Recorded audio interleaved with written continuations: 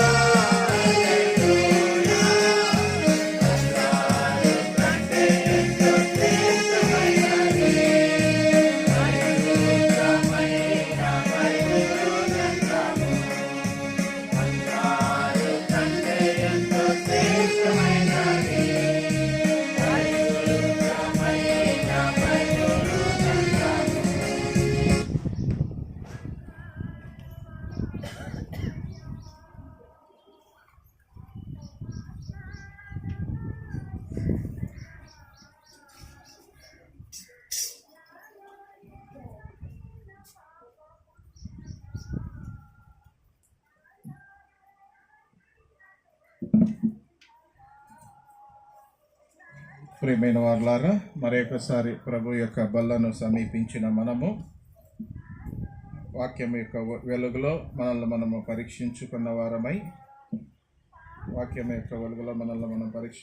వారమై యోగ్యమైన రీతిలో ప్రభు యొక్క బల్లలో పాలు పొందుతుము గాక. అందుకొరకు అపోస్తలుడైన పౌలు కొరింథీయులకు రాసిన మొదటి పత్రిక 11వ అధ్యాయము 28వ వచనం నుండి 31 వరకు మార్చి చదువుకుందాము. అపోస్తలుడైన పౌలు కొరింథీయులకు రాసిన మొదటి పత్రిక 11వ అధ్యాయము 28వ వచనం నుండి 31 వరకు మార్చి చదువుకుందాము. కాబట్టి ప్రతి మనుష్యుడు తన్ను తాను పరీక్షించుకొనవలెను, అలాగు చేసి ఆ రొట్టెను తిని ఆ పాత్రలోనిది త్రాగవలెను.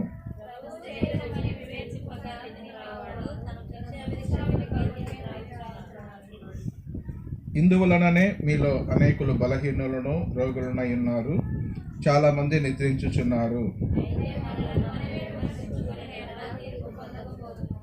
రెండవ భాగముగా కీర్తనల గ్రంథము 84వ కీర్తనలు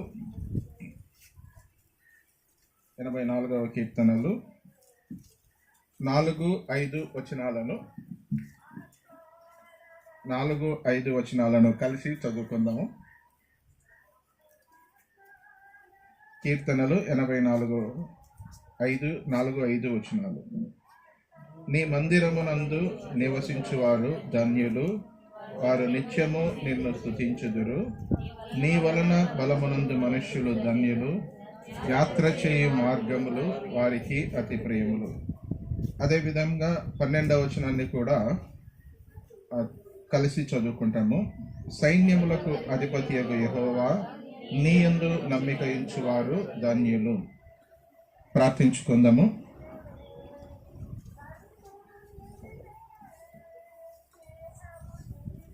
ప్రేమ నమ్మకము కలిగిన మా ప్రియ పరలోకపు తండ్రి, పరిశుద్ధమైన దేవ తండ్రి, మరొకసారి నీ బల్లను సమీపించి ఉంటుండగా తండ్రి, నీ సింహాసనం వైపు మేము చూస్తూ ఉంటున్నాం. కొండల తట్టు మా కన్నులెత్తుచున్నాం, మాకెక్కడి నుండి సహాయం కలుగును? యెహోవా వలననే మాకు సహాయం. కాబట్టి ప్రభువా, నీ వైపు చూస్తూ ఉంటున్నాం. నీ మెల్లనైన స్వరాన్ని ప్రభువా మాకు వినిపింప చేయమని వేడుకొంచుంటున్నాం. మమ్మను మేము పరీక్షించుకున్న వారమై సరిచేసుకున్న వారమై తండ్రి బలహీనులమును రోగులమును నిద్రించిన వారిలో చేరకుండా నిమిత్తము తండ్రి ప్రభువా నీ వాక్యం అనే ఖడ్గంతో తండ్రి ప్రభువా మీరే మాతో మాట్లాడమని వేడుకుంటున్నాం. తండ్రి కృపగలిగిన దేవుడవు, కనికరము చూపుటలో ఆనందించే దేవుడవు, క్షమించుటకు సిద్ధమైన మనస్సు కలిగిన దేవుడవు కాబట్టి ప్రభువా నీకు ఆయాసకరమైన ప్రతి మార్గాన్ని ప్రభువా మేము సరి చేసుకున్న వారమై చక్కపరుచుకున్న వారమై యోగ్యమైన రీతిలో బలలో పాలు పొందడానికి కృప చూపించమని వేడుకొంచు ఉంటున్నాం. అయోగ్య దాసుడను అపాత్రుడను తండ్రి ఏమాత్రం ఎన్నికలైనటువంటి దౌర్భాగ్యుడన నన్ను కలవరి సిలువ చాటున మరుగుపరిచి నీ మెల్లనైన స్వరాన్ని మాకు వినిపింప చేయమని వేడుకొంచుంటున్నాం. తండ్రి ప్రభువా సమస్తాన్ని మీ కృపగల హస్తాలకు అప్పజెప్పుకుంటూ యేసుక్రీస్తు ప్రభు వారి శక్తి గల మహిమగల మహోన్నతమైన నామములో అడిగి వేడుకుంటున్నాము తండ్రి.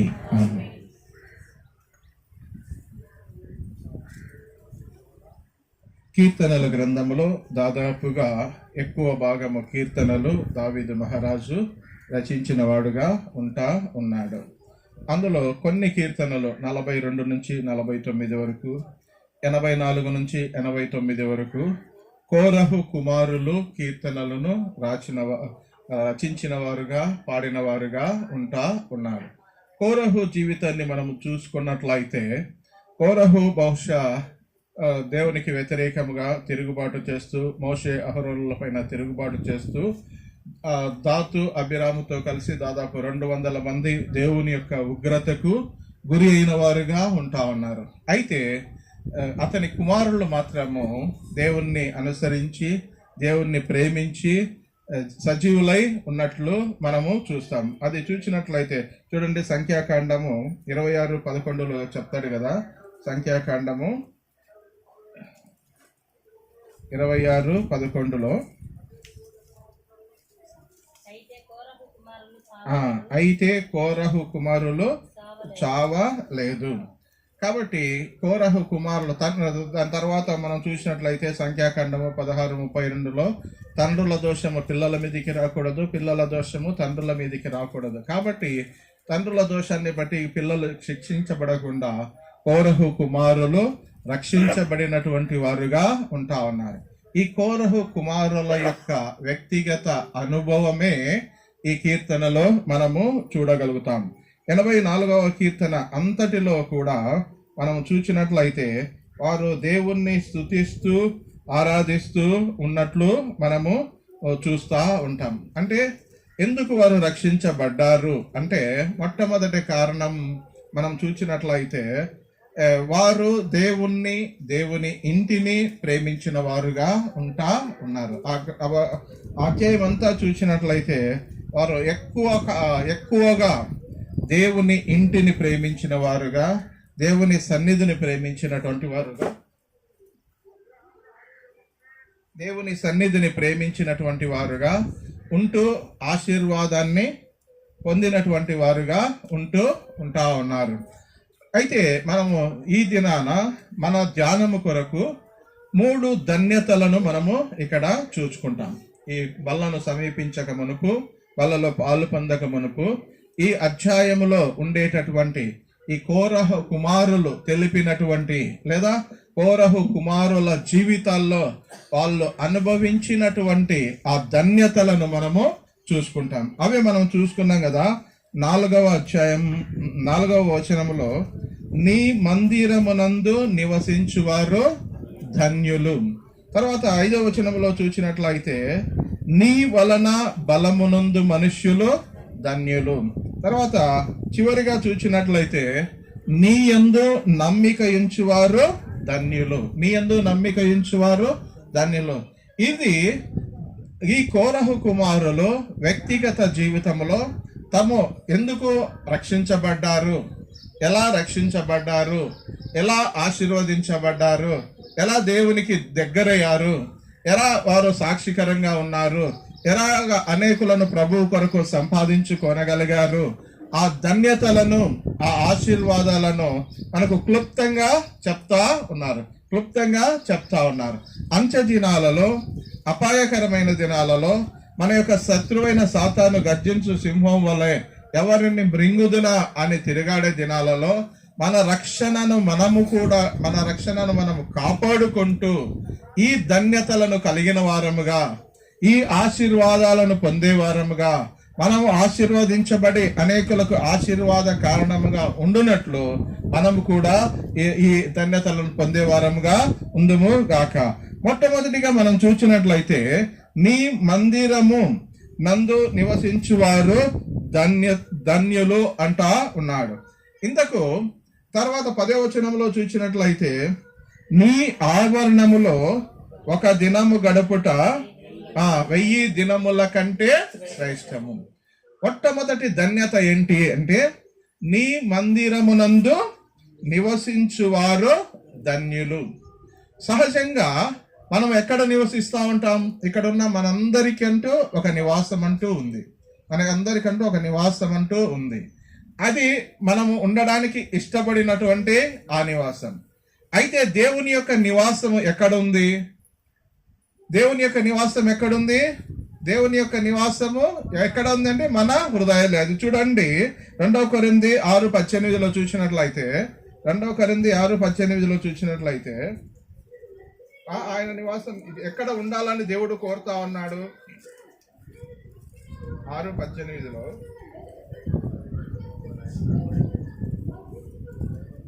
నేను వారిలో అంటే పైన దేవుని ఆలయమునకు విగ్రహములతో ఏమి పొందిక, మనము జీవము గల దేవుని ఆలయమై ఉన్నాము. మనకు ఉండడానికంటూ ఈ లోకములో మనకంటూ ఒక నివాసం ఉంటే, సర్వశక్తివంతుడు, సర్వాధికారి, సర్వ సృష్టికర్త ఎక్కడ నివసించాలని ఆశిస్తా ఉన్నాడు?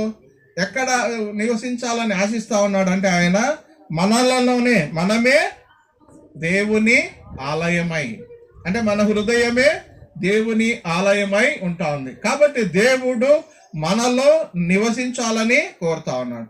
ఎప్పుడైతే దేవుడు మనలో నివసించాలని కోరుతూ ఉన్నాడో, దేవుడు మనలో నివసించాలని కోరుతా ఉన్నాడో, అప్పుడు మనము ఎక్కడ నివసించాలా?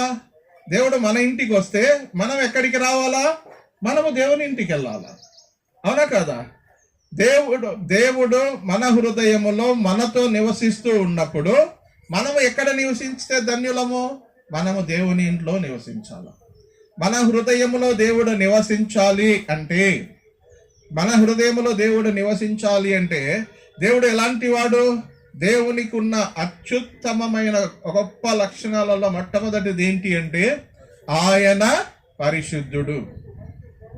నేను పరిశుద్ధుడనై ఉన్న ప్రకారము మీరును పరిశుద్ధులై ఉండాలి. కాబట్టి దేవుడు మన హృదయములో నివసించాలి అంటే మనం ఎలాగుండాలి అంటే, మనము పరిశుద్ధులమై ఉండాలి.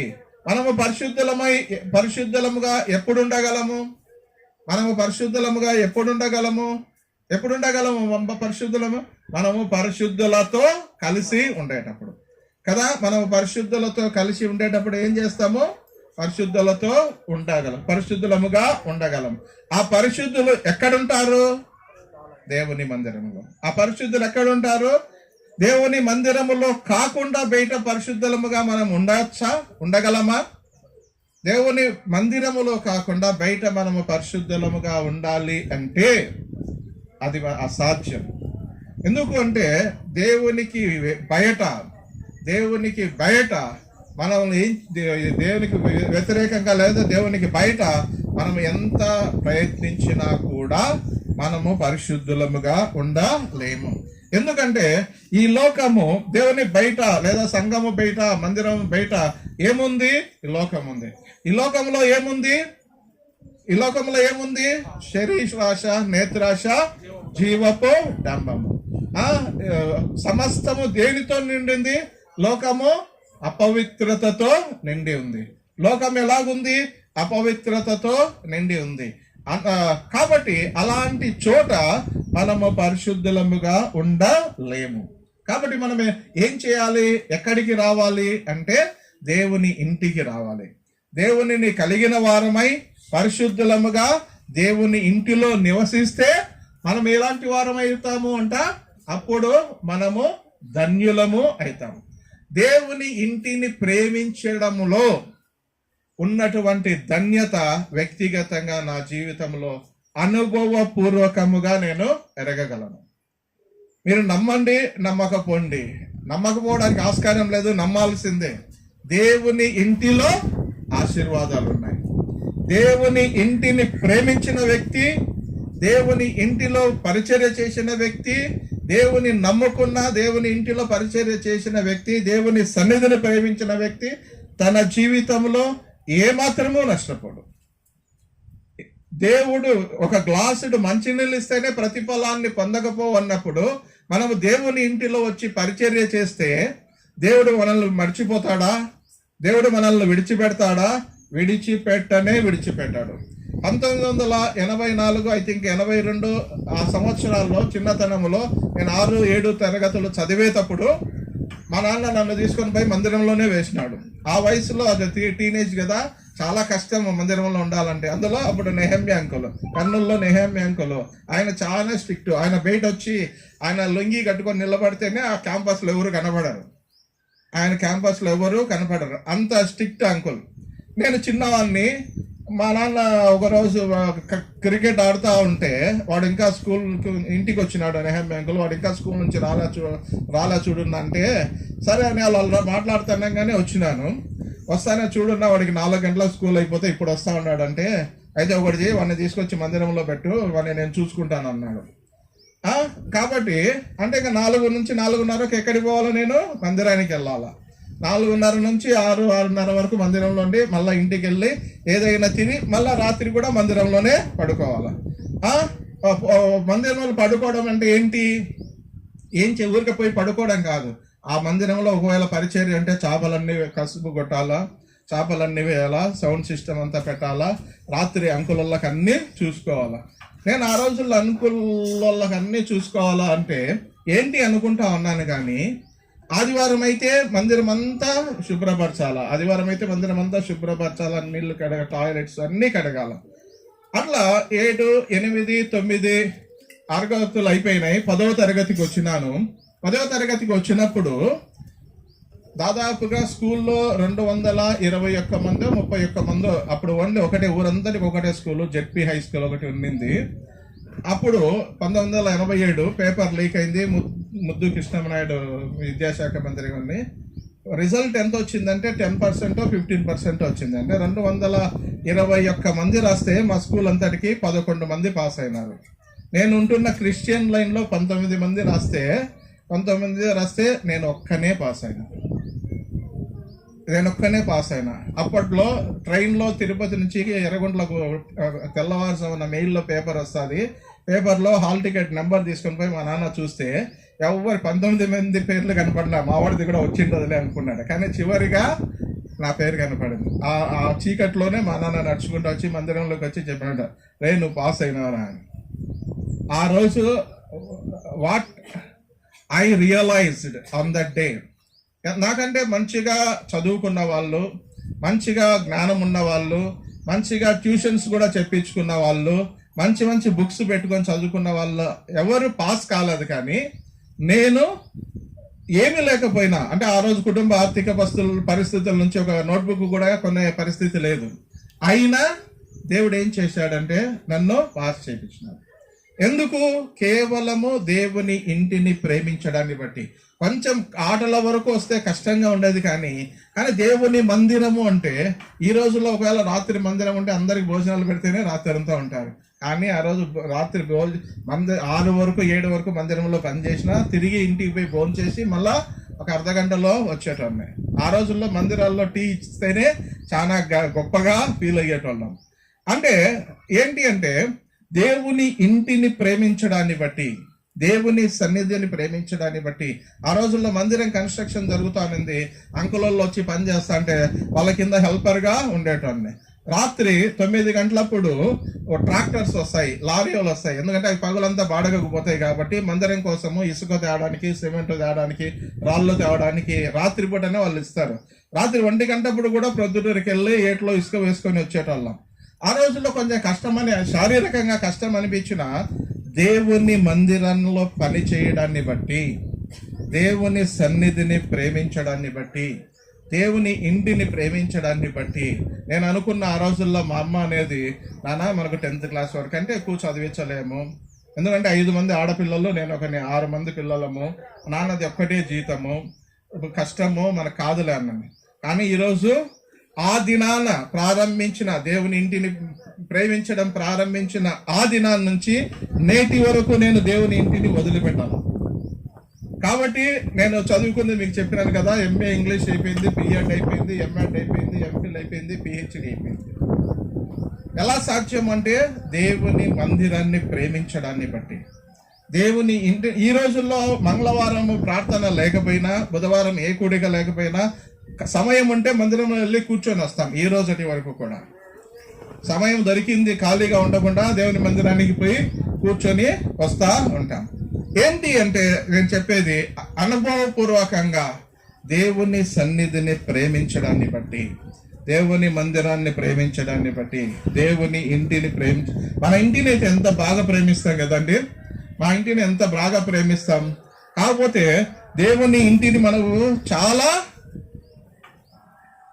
నేను చెప్పాను నిర్లక్ష్య పెడతా ఉంటాం కదా. దేవుని ఇంటిని ఏదో సమయానికి వస్తాము, సమయానికి పోతా ఉంటాం. We are not the gazetted officers కదా, గవర్నమెంట్ ఉద్యోగము ఆదివారం ఒక్కరోజు వచ్చిపోవడానికి. ఏమంటా ఉన్నానంటే దేవుని ఎందుకు అంటే మన జీవితాల్లో మనము ఆశీర్వదించబడి మనం అనేకులకు ఆశీర్వాద కారణముగా ఉండాలి అంటే మన జీవితంలో మొట్టమొదటి ప్రయారిటీ దేవునికి ఇవ్వాలి. రెండవదిగా దేవుని ఇంటికి ఇవ్వాలి. మన హృదయాల్లో దేవుడు నివసిస్తూ ఉంటాడు కాబట్టి మన పరిశుద్ధతను కాపాడుకుంటూ అట్ ద సేమ్ టైం దేవుని ఇంటిని కూడా మనము ప్రేమించే వారంగా ఉండాలి. దేవుని సన్నిధిని మనం ప్రేమించే వారంగా ఉండాలి. ఇంతకు దేవుని సన్నిధిని మనము ప్రేమించడం ఎందుకు, ఏముంది అక్కడ అంటే చూడండి. ఫస్ట్ చూసినట్లయితే 84వ కీర్తన 2వ వచనంలో చూస్తాం కదా, యెహోవా మందిరముల ఆవరణములను చూడవలనని నా ప్రాణము ఆశపడుచున్నది, అది సమ్మసిల్లుచున్నది. ఎందుకంట అక్కడ ఎవరున్నారంట, జీవము గల దేవుడి దర్శించుటకు. అంటే ఎందుకు మందిరములకు వెళ్ళాలని తన ప్రాణం సొమ్మసిల్లుచా ఉందంటే అక్కడ ఎవరున్నారంట, జీవము గల దేవుడు ఉన్నాడంట. ఆ జీవము గల దేవుడు ఉన్నాడు కాబట్టి ఆ దేవుణ్ణి దర్శించుకోవడానికి. కాబట్టి దేవుని ఇంటిలో, దేవుని మందిరములో ఎవరున్నారు, జీవము గల దేవుడు ఉన్నాడు. మనము ఆ జీవము గల దేవుని యొక్క ఆలయమై ఉన్నాం.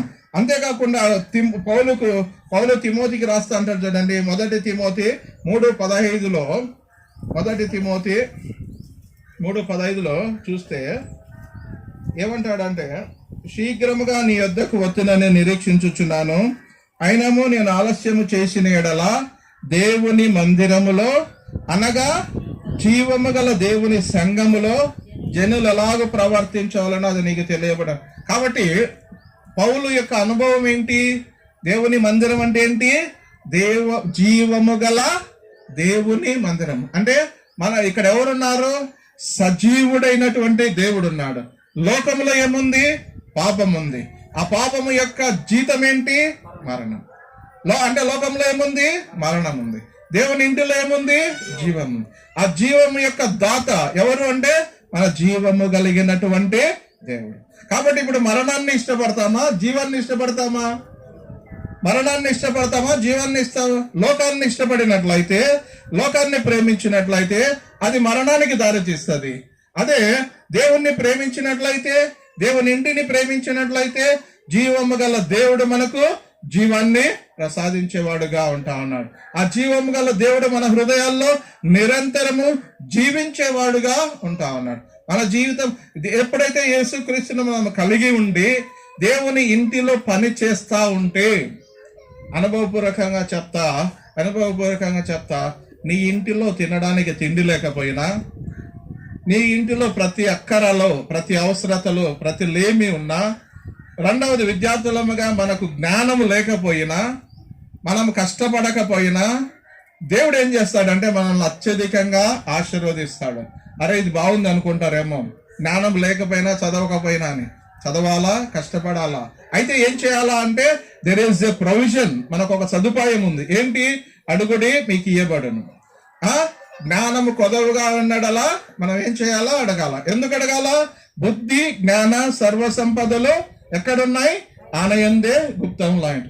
కాబట్టి మనము ఎటువంటి కలిమిలో ఉన్నా, ఎటువంటి లేమిలో ఉన్నా, ఎటువంటి కష్టంలో ఉన్నా, తినడానికి తిండి లేకపోయినా, కట్టుకోవడానికి బట్టలు లేకపోయినా, మనకు ఉండడానికి ఒకవేళ ఆరోగ్యం లేకపోయినా, దేవుని ఇంటిలో ఉంటే, దేవుని ఇంటిని ప్రేమిస్తే, మన హృదయాల్లో దేవుణ్ణి కలిగి ఉంటే ఆ సంతోషమే వేరు. ఇలాంటివన్నీ ఈ లోకంలో కనిపించే ఇవన్నీ కూడా ఎందుకంటే మొదటగా మనం దేవుని నీతిని, ఆయన రాజ్యాన్ని వెతుకుతా ఉన్నాం కాబట్టి ఆటోమేటిక్ గా మనకు కావాల్సిన అన్ని కూడా సమస్తము సమకూడి జరుగుతాయి. సమస్తమును ఇది సూక్ష్మంలో మోక్షంలో మన విశ్వాసులు మర్చిపోతానే ఉంటారు. మనకు కష్టం వస్తానే ఎవరి దగ్గరకు పరిగెత్తారు కానీ దేవుని యొద్దకైతే రారు. మనకి ఇరుకు ఇబ్బంది అయితే దేవునికో పరిగెత్తారు కానీ దేవుని యొద్దకు రారు. ఎందుకంటే దేవుడు చెప్పాడు కదా, ఏమని? మనము ఆయన రాజ్యాన్ని, ఆయన నీతిని మనం మొదట వెతికినప్పుడు ఏమేస్తాయి? అవన్నీ మనకు జరుగుతాయి. దేవుడు తాను ప్రేమించే వారి కొరకు ఏమైతే సిద్ధపరిచాడో అవి కంటికి కనపడలేదు, చెవికి వినపడలేదు, మనుష్య హృదయమునకు గోచరం కాలేదు. రోమా 8:28 కూడా అంటాడు కదా, ఏమంటాడు? దేవుడు తాను ప్రేమించు వారికి అనగా ఆయన సంకల్పం చొప్పున పిలువబడిన వారికి మేలు కలుగుటకై సమస్తాన్ని సమకూడే జరిపించారు. కాబట్టి మొట్టమొదటిగా మనం ఏం చేయాలి అంటే దేవుని ఇంటిని ప్రేమించే వారంగా ఉండాలి. ఎందుకు దేవుని ఇంటిని మనం ప్రేమించాలి? అక్కడ జీవము గల దేవుడు ఉన్నాడు. రెండవది అక్కడ ఏముంది అంటే దేవుని యొక్క మహిమ ఉంది. హగ్గై 2:7 చూడండి, అక్కడ ఏముంది అంటే దేవుని యొక్క మహిమ. హగ్గై 2:7 చూసినట్లయితే మనము దేవుని యొక్క మహిమను చూసాం. నేను అన్యజనులందరినీ కదిలింపగా అన్యజనులందరి యొక్క ఇష్ట వస్తువులు తేబడును. నేను ఈ మందిరమును కాబట్టి దేవుని మందిరము దేనితో నిండి ఉంది అంటే, దేవుని మందిరం దేనితో నిండి ఉంది? ఆయన యొక్క మహిమతో నిండి ఉంది. అదే నిర్గమకాండము 33:18 చూసినట్లయితే, నిర్గమకాండం 33:18 చూసినట్లయితే, అతడు దయచేసి నీ మహిమను నాకు చూపమనగా ఆయన నా మంచితనమంతయో నీ ఎదుట కనపరిచేదను, యెహోవా నామమును నీ ఎదుట నేను కరుణించు వారిని కరుణించుదను. అంటే మహిమ అంటే అర్థం ఏంటి అంటే, మహిమ, దేవుని యొక్క మహిమ అంటే దేవుని యొక్క మంచితనము, దేవుని యొక్క కనికరము. అంతేనా? ఇంకా చూసినట్లయితే ఆయన మహిమ అంటే అర్థం ఏంటంటే ఆయన మహిమ మంచితనము, ఆయన యొక్క కరుణ. కాబట్టి దేవుని ఇల్లు దేనితో నిండబడింది? దేవుని యొక్క మంచితనముతో, దేవుని యొక్క కనికరముతో నిండబడింది. కాబట్టి ఎందుకు మనము దేవుని ఇంటికి రావాలా? ఎందుకు దేవుని ఇంటిని మనము ప్రేమించాలా? ఎందుకు మనము దేవుని ఇంటిని హత్తుకొని జీవించాలా అంటే, దేవము గల దేవుడు అక్కడ ఉన్నాడు. రెండవది, దేవము గల దేవుని యొక్క మహిమ ఉంది. అంటే దేవుని మందిరము దేనితో నిండి ఉంది? ఆయన యొక్క మంచితనముతో నిండి ఉంది, ఆయన యొక్క కనికరముతో నిండి ఉంది, ఆయన యొక్క కరుణతో నిండి ఉంది. ఇంకొకటి ఏంటంటే దేవుని ఇంటిలో సమృద్ధి ఉంది. దేవుని ఇంటిలో సమృద్ధి ఉంది. చూడండి, దేవుని ఇంటిలో అదే 36వ కీర్తన 8వ వచనంలో చూసినట్లయితే 36:8 నీ మందిరము యొక్క సమృద్ధి వలన కాబట్టి నీ మందిరము యొక్క సమృద్ధి వలన వారు కాదు మనము సంతృప్తి నొందుదుము. దేవుని యొక్క మందిర సమృద్ధి వలన మనము సంతృప్తి చెందా. అంటే దేవుని ఇంటిలో ఏముంది? తృప్తి. దేవుని ఇంటిలో ఏముంది? సంతృప్తి ఉంది. దేవుని ఇంటిలో ఏముంది? తృప్తి. దేవుని ఇంటిలో సమృద్ధి, దేవుని ఇంటిలో సంతృప్తి ఉంది. లోకంలో నువ్వు ఎంతైనా ఖర్చు పెట్టు, నువ్వు లోకంలో ఎంతైనా తిరుగు, ఎంతైనా తాగు, ఎంతైనా తిను, ఎంతైనా ఎంజాయ్ చెయ్యి, చివరి గడియలను పోయి వాడిని అడగండి, నిజంగా నువ్వు సంతృప్తి చెందావా అని అడగండి. వాడికి ఎంత తిన్నా, ఎంత తాగినా, ఎంత తిరిగినా ఫైనల్గా వాడు ఇచ్చే స్టేట్మెంట్ ఏంటంటే అంతా వృధాయే, అంతా ప్రయాసనే. అంటే లోకంలో ఉన్నదంతా వ్యర్థమే. లోకంలో ఉన్నదంతా ప్రసంగి చెప్తాడు కదా, అంతా వ్యర్థమే, సమస్తము కూడా వ్యర్థమే. అయితే దేవుని మందిరంలో అయితే ఏం చేస్తుందంట? సంతృప్తి ఉంది. ఎందుకు సంతృప్తి ఉంది? ఇక్కడ సమృద్ధి ఉంది. వాక్యము యొక్క సమృద్ధి, సహవాసములో సమృద్ధి, ప్రేమలో సమృద్ధి, దేవుని ఇంటిలో సమస్తము ఉంది. నీకు ఏదైతే కొదవైందో, నువ్వేదైతే అక్కర్లో ఉన్నావో, నువ్వు ఏదైతే అవసరంలో ఉన్నావో, నీ అవసరతలన్నీ తీరే చోటు, నీ అవసరతలన్నీ తీరి నువ్వు తృప్తి పొందే చోటు ఎవరిది అంటే దేవుని మందిరంలో, దేవుని ఇంటిలో. కాబట్టి మనం ఏం చేసేవారముగా ఉండాలి అంటే దేవుని మందిరాన్ని మనము ప్రేమించేవారముగా ఉండాలి, దేవుని ఇంటిని మనము ప్రేమించేవారముగా ఉండాలి, దేవుని యొక్క సన్నిధిని మనము ప్రేమించేవారముగా ఉండాలి. అంతే. తర్వాత రెండవది ఎందుకు చూడండి, అదే 84వ కీర్తనలు మొట్టమొదటిగా ఏం అంటున్నాడు? నీ మందిరమునందు నివసించు వారు ధన్యులు. తర్వాత దేవుని ఇంటిలో సమృద్ధి మాత్రమే కాకుండా దేవుని ఇంటిలో మేలు ఉంది, దేవుని ఇంటిలో ఆనందం ఉంది, దేవుని యొక్క దృష్టి కూడా దేవుని యొక్క మందిరంలో ఉంది. తర్వాత 5వ వచనం చూసినట్లయితే రెండవదిగా నీ వలన బలమునందు మనుష్యులు, మనము దేవుని మందిరానికి వెళ్ళడం వలన ఏమైతుంది అంటే రెండవ ధన్యత ఏంటంటే మనము బలవంతులము అవుతాం. ఎప్పుడు? దేవుని మందిరానికి వచ్చేటప్పుడు. మామూలుగా బలము అన్నది లోకరీతిగా ఎక్కడి నుంచి వస్తుంది? మనం తినే ఆహారాన్ని బట్టి. ఈ శరీరానికి కావాల్సింది ఆహారము, నీరు, ఇవి కదా.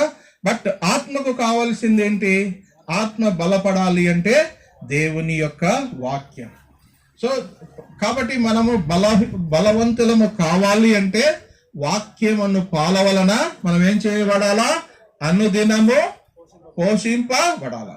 వాక్యం అనే పాల వలన మనం ఏం చేసేవారముగా ఉండాలి అంటే మనము బలపరచబడుచు ఉండాలా. ఆ వాక్యాన్ని ఎప్పుడు చదువుకోవాలా? పోయేటప్పుడు క్యాలెండర్ వాక్యమేనా? పోయేటప్పుడు క్యాలెండర్లో ఉండే వాక్యమేనా చదువుకోవాల్సింది? చాలా మంది అట్లే చేస్తుంటారు కదా, ఎన్నిటికో సమయం ఇస్తారు కానీ వాక్యానికి చదవడానికి సమయము ఇవ్వరు. మనకు తెలుసో తెలియదో కానీ ఏ విధంగా శరీరానికి ఒకరోజు టిఫిన్ చేయకుండా లేకుంటే భోజనం చేయకుండా ఆఫీస్కి వెళ్ళగలుగుతామా? కాలేజీకి వెళ్ళగలుగుతామా? లేదా మన పనులకు వెళ్ళగలుగుతామా? ఒకవేళ వెళ్ళామే అనుకోండి, ఆ రోజు టిఫిన్ చేయాలా, మధ్యాహ్నం భోజనానికి కూడా చేయడానికి వీలు కాలా, ఏమవుతుంది? అదే శక్తితో ఉంటామా? రాత్రి తిన్న ఆహారంతోనే ఏమైపోతుంది? కళ్ళు తిరిగి పడిపోతాం కదా. కళ్ళు తిరిగి పడిపోతాము. ఇంకా వేరే కంప్లైంట్స్ ఏమైనా షుగర్, బీపీ లాంటివి ఉంటే టపా కట్టేస్తాం కదా. అయితే ఆ విధంగా శరీరానికి ఆహారం లేకపోతే ఏ విధంగా మనం బలహీనులమైతామో, ఆత్మయకు కూడా ఆహారం మనం పడిపోకుండా ఉండడానికి, పతనమైపోకుండా ఉండడానికి, దేవునికి దూరం కాకుండా ఉండడానికి, దేవుణ్ణి బాధపరచకుండా ఉండడానికి, దేవునికి అయిష్టలముగా మారకుండా ఉండాలి అంటే వాక్యం అనే పాల వలన మనం ఏం చేసేవారంగా ఉండాలి? ప్రతి దినము మనం ఏం చేసేవారముగా ఉండాలంటే వాక్యం అనే పాల వలన మనం పోషించబడుతూ ఉండాలి. ఎంతక సమయము మనం వాక్యాన్ని ఈ మధ్య విన్నాను నేను, ఒక సేవకుడు చెప్తా ఉంటే, మన సేవకుడు చెప్తా ఎన్నిసార్లు లాస్ట్ మంత్ బేతేలకు వచ్చినాడు ఒక అంకుల్. నిజంగా నాకు చాలా సిగ్గైంది. చెన్నై యెహోషామా నుంచి వచ్చినాడు. అంకుల్ వయసు దగ్గర ఒక 60-65 సంవత్సరాలు ఏమన్నా ఉంటాయి. ఆయన డైరెక్ట్గా అడిగినాడు, నువ్వు ఒకవేళ 20 సంవత్సరాల లోపున్న యవనస్తులు మీరు రక్షించబడి, 25 సంవత్సరాల వయసున్న యవనస్తులు మీరు రక్షించబడారు అంటే ఎన్ని సంవత్సరాలైంది రక్షించబడ్డారు? చాలా మంది చేతులెత్తి 3 ఏళ్ళైంది, 4 ఏళ్ళైంది, 5 ఏళ్ళైంది అన్నారు. అయితే ఎన్నిసార్లు బైబిల్ అంతా చదివినారన్నారు?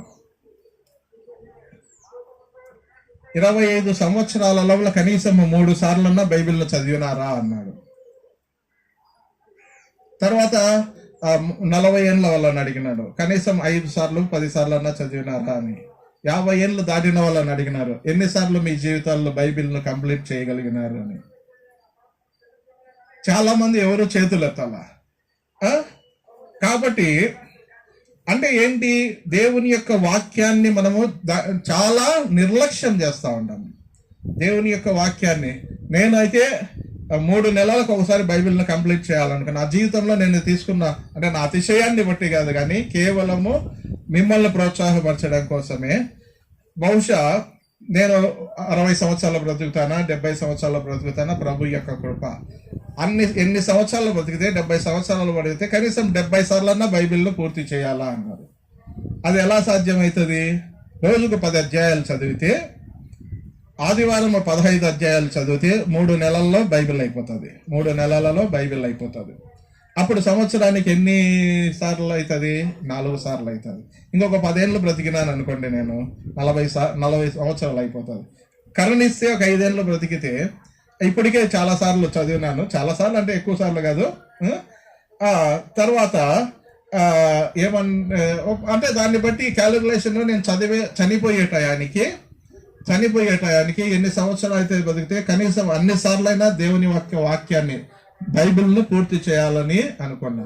బైబిల్ను కేవలము బైబిల్ను చదవడం కోసం ఒక సమయము, ఈ విధంగా వ్యక్తిగతంగా నన్ను పురిగొల్పుకోవడానికి, నన్ను ఉజ్జీవపరచుకోవడానికి, నా ఆత్మకు బలము చేకూరడానికి, మీకు బోధించడానికి కొరకు ఒక సమయము, నన్ను నేను బలపరచుకోవడానికి ఒక సమయాన్ని కేటాయించుకున్నాను.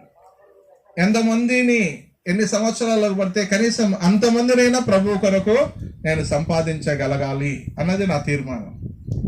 70 సంవత్సరాలు బ్రతికితే 70 సార్లు బైబిల్ని చదవాలని, కనీసం 70 మందినైనా ప్రభు కొరకు సంపాదించాలి అన్నది. అంటే అది కేవలము మనల్ని మనము ప్రోత్సాహపరచుకోవడం కోసము, మనల్ని మనము ఉజ్జీవింపజేసుకోవడం కోసము, ఒకరినొకరు ఆదరించుకోవడం మాత్రమే చెప్తాం.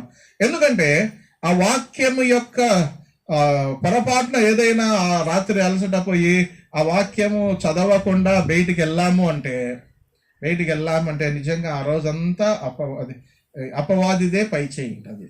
ఆ దినమంతా ఓటమే, ఆ దినమంతా పతనమే. ఒక విధమైన ఆందోళన, ఒక విధమైనటువంటి కలవరము, ఒక విధమైనటువంటి లేమి మన జీవితాల్లో మనం చూస్తాం. కాబట్టి ఇంకొకటి ఏంటంటే, మనము మన ఇంటి దాటి బయటకి వెళ్ళాము అంటే లోకమంతా దేవునితో నిందబడింది, దుష్టిని యొక్క చేతిలో ఉంది. ప్రభువుని అంటాడు కదా, ఎత్తైన పర్వతం తీసుకొని పోయి లోకమంతా ఏమైంది, ఈ లోక రాజ్యములన్నిటియో నా వశములో ఉన్నాయంట. ప్రభువుతోనే అంత మాట అనిందంటే ఇంక మనల్ని ఏం చేస్తుంది? మనల్ని అడగకుండానే లాగేసుకుంటుంది. అవునంటారా కాదంటారా? ప్రభువుని ఇంత చూపించి ఇవన్నీ నా చేతిలో ఉన్నాయి, నువ్వు నాకు నమస్కారం చేస్తే నీకు ఇస్తాను అనిందంటే మనల్ని ఏం చేస్తుంది? మన వాక్యం లాకుండా బయటికి పోతానే, మన ప్రమేయం లేకుండానే మనల్ని లాగేసుకుంటుంది. కాబట్టి ఈ దుష్ట లోకములో, ఈ పాప లోకములో, ఈ పాప భూయిష్టమైన ఈ లోకంలో మనం జీవించాలి అంటే మొట్టమొదటిసారిగా మనం ఏం చేయాలి? రేయి మొదట జామున లేచి ప్రభు సన్నిధిలో మోకరించి, నేను చెప్పినాను కదా ఇంతకుముందు, మొట్టమొదట మనము ప్రభుతో కొంత సమయం మనం ప్రభుతో మాట్లాడాలి.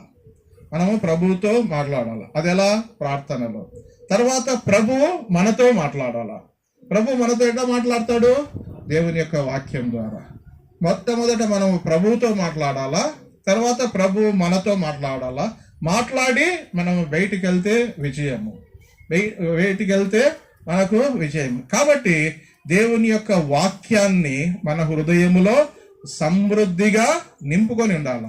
రెండవది ఇంకొకటి ఏంటంటే, మనము దేవునితో నింపుకుంటామో అదే మన నోటి నుంచి వస్తుంది. ఇక్కడ ఖాళీ అయ్యి లోకంలోకి పోతే మనకు వేరే లోకస్తులకు ఏ మాత్రము తేడానే కనపడదు కదా. మనం హృదయములో దేవుని వాక్యం ఉంటే దాన్నే మాట్లాడతాం. ఇక్కడ ఏమి లేకుండా బయటికి వెళ్ళామనుకోండి, ఏమి వేడితో మన ఇక్కడ వాక్యూమ్ అనేది ఉంటుంది, ఖాళీ అనేది ఉంటుంది. ఖచ్చితంగా అది మనం దేవుని వాక్యంతో నింపుకొనే పోవాలా. అది వాక్యం నిండలేదు అనే వాక్యంతో నింపబడలేదు అంటే ఇంకా వేరే వాటితో అవి నింపబడుతుంది. కాబట్టి వేరే వాటితో నింపబడినప్పుడు అవే బయటికి వస్తాయి కదా. మనకు వేరే వాటితో నింపబడిందంటే ఏమవుతుంది? అవే బయటికి వస్తాయి. కాబట్టి అవి బయటికి రాకుండా ఉండాలి అంటే మనం ఏం చేయాలా? నిరంతరము మన హృదయాన్ని దేవుని యొక్క వాక్యముతో నింపాలి. అది ఎలా సాధ్యము అంటే మొట్టమొదట మనం ప్రభువుతో మాట్లాడాలి, ప్రభు మనతో మాట్లాడాలి. జాన్ బన్యన్ అన్న గొప్ప మిషనరీ తన జీవితం అంతా చూడండి ఒక వాక్యాన్ని బోధిస్తా ఉన్నాడంట. యోహాను సువార్త 6:37. ఈ వాక్యం యొక్క శక్తి ఎలాంటిదంటే యోహాను సువార్త 6:37 చూచినట్లయితే, తండ్రి నాకు అనుగ్రహించు వారందరూ నా యొద్దకు వత్తురు, నా యొద్దకు వచ్చువారిని నేను ఏమాత్రమును. జాన్ బన్యన్ తన జీవిత కాలం అంతటిలో తను ప్రవచించిన, ప్రచురించిన, బోధించిన ఏకైక వాక్యం ఏంటి అంటే యోహాను సువార్త 6:37. ఏంటి? నా యొద్దకు వచ్చువారిని నేను ఎంత మాత్రమును త్రోసివేయను. అంటే ఆ ఒక్క వాక్యములోనే తను అనుకున్న సత్యం ఏంటి అంటే, తను నేర్చుకున్న సత్యం ఏంటి అంటే ఆ ఒక్క వాక్యాన్నే తన జీవిత కాలం అంతా ప్రసంగిస్తూ ఉన్నాడు, బోధిస్తూ ఉన్నాడు. అనేక వేల మందిని ప్రభువు కొరకు సంపాదించగలిగినాడు. అది ఆ వాక్యములో ఉన్నటువంటి శక్తి. తర్వాత Martin Luther king, the reformation hero అంటారు కదా, సంఘ సంస్కర్తగా మార్టిన్ లూథర్ ను కూడా మార్చేసినటువంటి గొప్ప వాక్యం ఏంటంటే చూడండి, రోమా 3:24. మార్టిన్ లూథర్ ను మార్చినటువంటి గొప్ప వాక్యం ఏంటంటే రోమా, కాబట్టి నమ్మువారు ఆయన కృపచేతనే క్రీస్తు యేసునందలి విమోచనం ద్వారా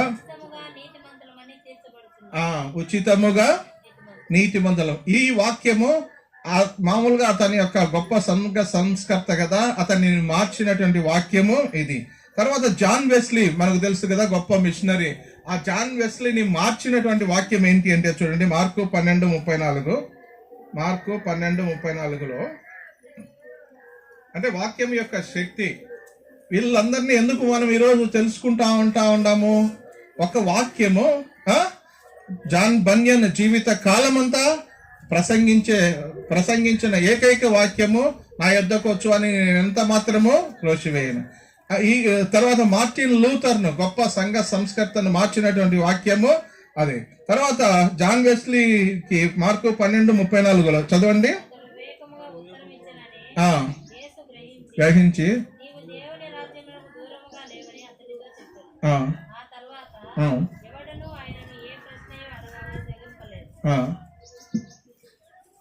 అతన్ని మిషనరీగా మార్చినటువంటి వాక్యం ఇది. అంటే ఇవన్నీ ఎందుకు చెప్తా ఉన్నానంటే దేవుని యొక్క వాక్యం ఒక్కటి ఏం చేస్తుంది? అనేక జీవితాలను మార్చింది. వారు మారడమే కాకుండా, వారు ఆశీర్వదించబడమే కాకుండా, వారు అనేకులకు ఆశీర్వాదకరణంగా మార్చిన వారుగా ఉంటా ఉన్నాడు. పేతురును మార్చినటువంటి ఒకే ఒక వాక్యం ఏంటి? లూకా సువార్త 5:8 ఉంది కదా, ఏమంటాడు? పేతురును మార్చినటువంటి ఒకటే, మీరు దోనెను 5:8 ఏముంది మా? నా సీమోను చూచి సాగిలపడి, ప్రభువా నన్ను విడిచిపొమ్ము. అది ఆయన యొక్క పశ్చాత్తాపానికి కారణం ఏంటి అంటే 4వ వచనంలో చూస్తే, నీవు దోణను లోతునకు నడిపించే చేపలు పట్టుటకు మీ వలలు వేయడు. వాస్తవానికి ఆ చేపలు అన్నది లోకానుసారంగా, శరీరానుసారంగా తన అక్కలను తీర్చేది. ఆత్మీయంగా ఏంటి? నీవు దోణను లోతునకు నడిపించినట్లయితే, నీవు లోతునకు వెళ్ళినట్లయితే నువ్వేం చేస్తావు? నీకేం పట్టగలుగుతాయి? ఆ రోజు ఒకవేళ బహుశా చేపలు పట్టవచ్చు, కానీ పేతురును బట్టి ప్రభువైన యేసుక్రీస్తు వారి యొక్క ఉద్దేశం ఏంటి అంటే తను ఆశీర్వదించబడమే కాకుండా ఆ చేపల ద్వారా తను అనేకులకు ఆశీర్వాద కారణముగా ఉంటాడు. అక్కడ మీరు ప్రభువా రాత్రంతా ప్రయాసపడినాము కానీ మాకేమీ దొరకల, అయినను నీ మాట చొప్పున అని ఎప్పుడైతే విధేయత చూపాడో, దేవుని యొక్క మాటకు దేవుని యొక్క వాక్యానికి విధేయత చూపాడో రెండంతల ఆశీర్వాదాన్ని చూడగలిగాడు.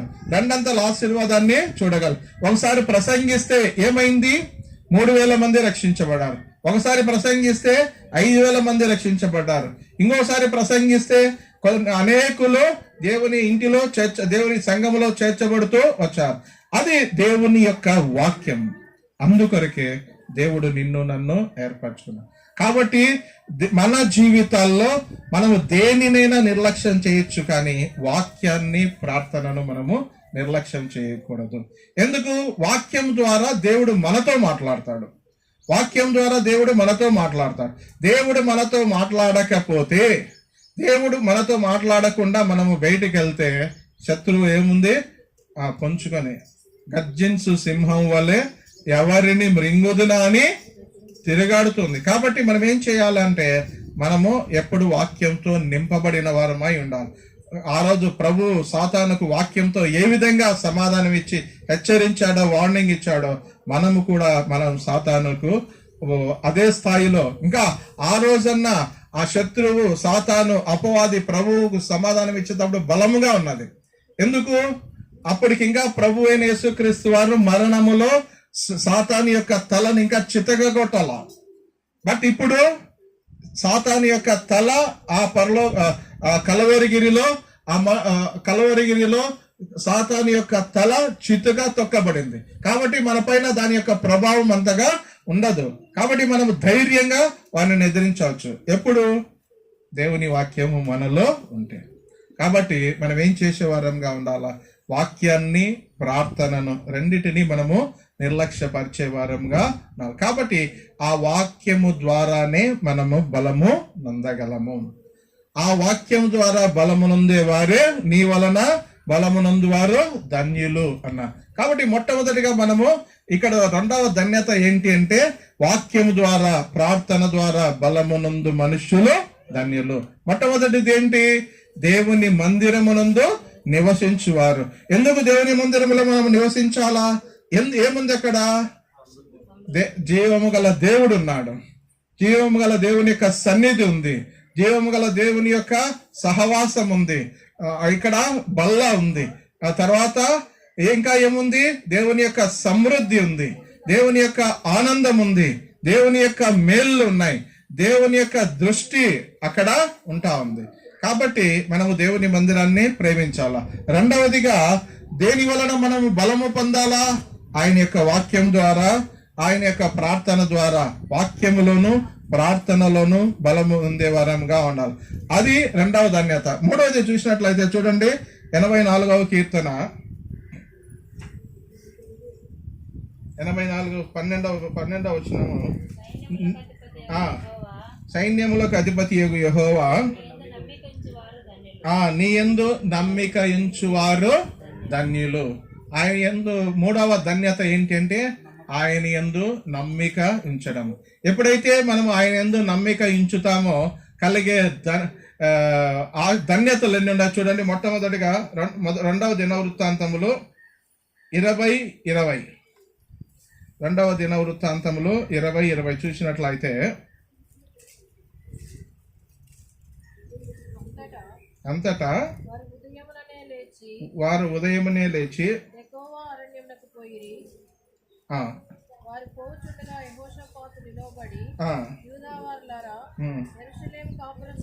యెరూషలేము కాపులస్తులారా నా మాట వినుడి, నీ దేవుడైన యెహోవాను నమ్ముకొనుడి, అప్పుడు మీరు స్థిరపరచబడుదురు.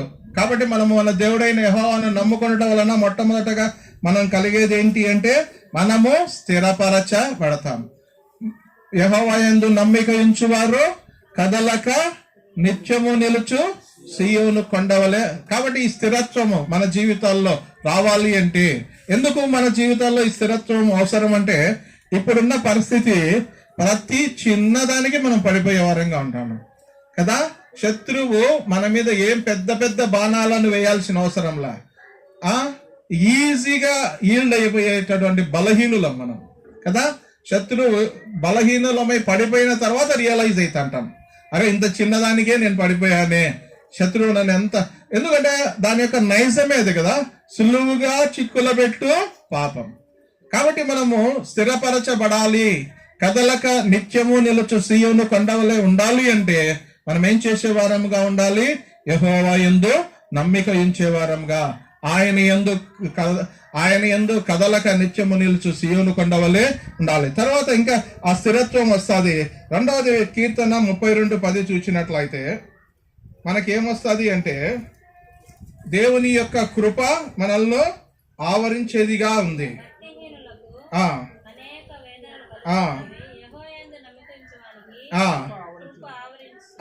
మనము 2వది స్థిరత్వం ఉంటుంది, ఆయన యొక్క కృప మనల్ని ఎప్పుడు ఆవరించే ఉంటది. 3వది చూసినట్లయితే 37వ కీర్తన 3వ వచనము 37:3 చూసినట్లయితే యెహోవా యందు నమ్మిక ఉంచే మేలు చేయము,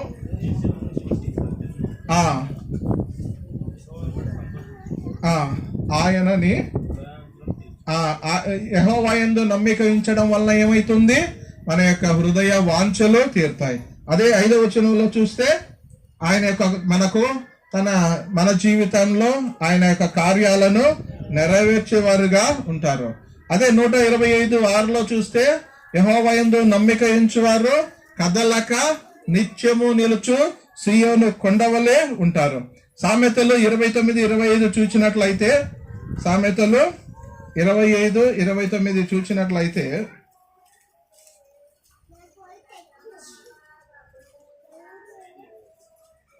సామెతలు 29:25 చివరి వచనం, భయపడుట వలన మనుష్యులకు ఉరి వచ్చును, యెహోవా యందు నమ్మిక ఉంచువాడు సురక్ష అంటే క్షేమము. యెహోవా యందు నమ్మిక ఉంచుట వలన క్షేమము, భద్రత.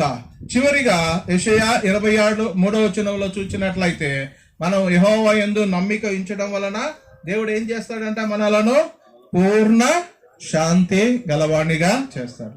కాబట్టి యెహోవా యందు మనము నమ్మిక ఉంచడం వలన మనలో స్థిరత్వం ఉంది, భద్రత ఉంది, క్షేమం ఉంది. మనము సీయోను పర్వతం వలె ఉంటాం. అంతేకాకుండా అనేకమైనటువంటి అనేకమైనటువంటి ఆశీర్వాదాలు. కాబట్టి మన జీవితాల్లో ఎందుకు ఈ పాప భూయిష్టమైన లోకంలో అంత్య దినాలలో అపాయకరమైన దినాలలో మన శత్రువు గర్జించు సింహం వల్ల ఎవరిని మృంగుదుననే దినాలలో మనం ఎట్లా ఉండాలి అంటే ఆయనను ఆశ్రయించే వారంగా, ఆయనను నమ్ముకునే వారంగా, ఆయనను నమ్ముకొని కదలక నిత్యము నిలుచు సీయోను కొండవలే ఉండాలి. కాబట్టి ఈ 3 ధన్యతలు మన జీవితాల్లో ప్రభు కలిగి ఉండాలని అంటా ఉన్నారు. మొట్టమొదటి ధన్యత ఏంటి? నీ మందిరములో నివసించడం. కాబట్టి దేవుని మందిరాన్ని మనం ప్రేమించే వారంగా ఉండాలి.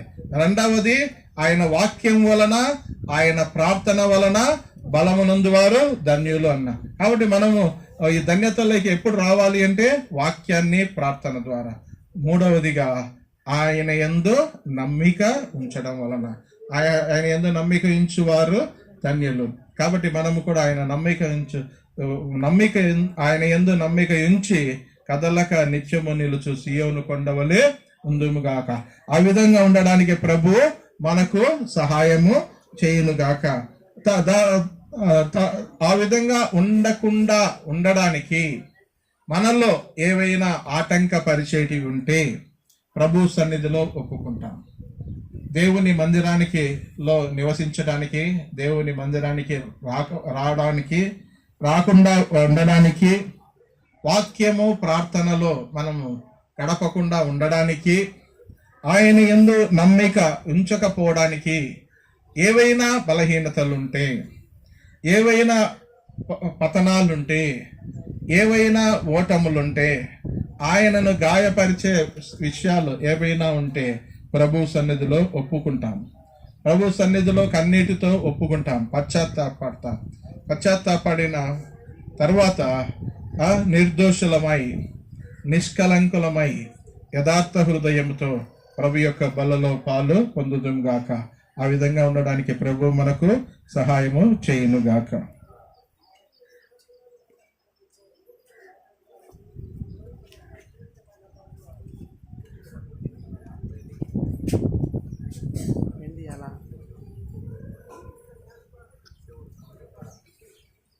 ప్రేమ నమ్మకం కలిగిన మా ప్రియ పరలోకపు తండ్రి, పరిశుద్ధమైన దేవ,